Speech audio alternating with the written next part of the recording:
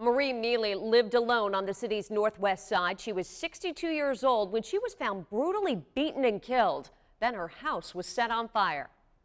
Why would anyone want to kill this woman? That I can't answer. It makes no sense to me why a 62-year-old woman who lives alone, minds her own business, and doesn't bother anybody would become a victim of such a horrendous crime.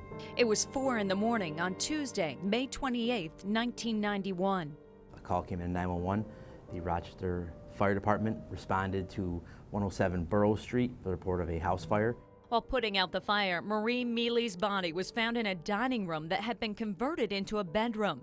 These are never-before-seen pictures from inside the house. She was set on fire, and also there was some other trauma to her upper part of her body.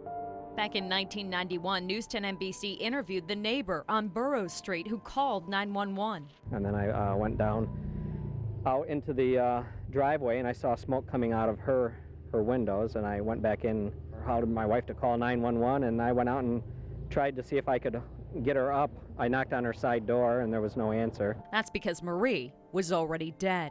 Were there any obvious marks on the body at all, Lieutenant? Well, it was difficult to tell due to the nature of the circumstances.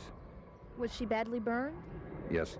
But it wasn't the fire that killed Marie. She was beaten to death. The medical examiner said she died of head trauma. It appeared that the fire was set to hide evidence of a crime inside the house. Investigators Matt Klein and Mike Houlihan with the Rochester Police Department say this was a home invasion and burglary that ended with a murder and arson.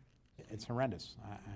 I'm angry every time I read these reports. Investigators believe more than one person was involved and broke in through a side window. Some of Marie's personal items, like her driver's license and credit cards, were found a block and a half away.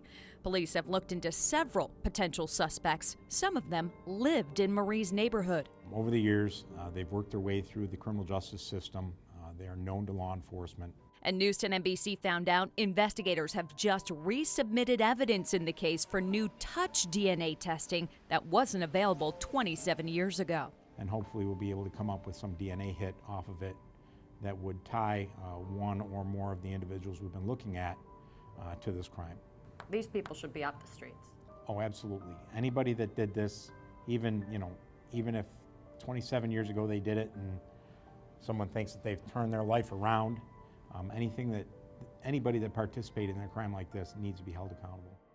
Anyone with information on the murder of Marie Miele is asked to call Crime Stoppers. That number is 585-423-9300.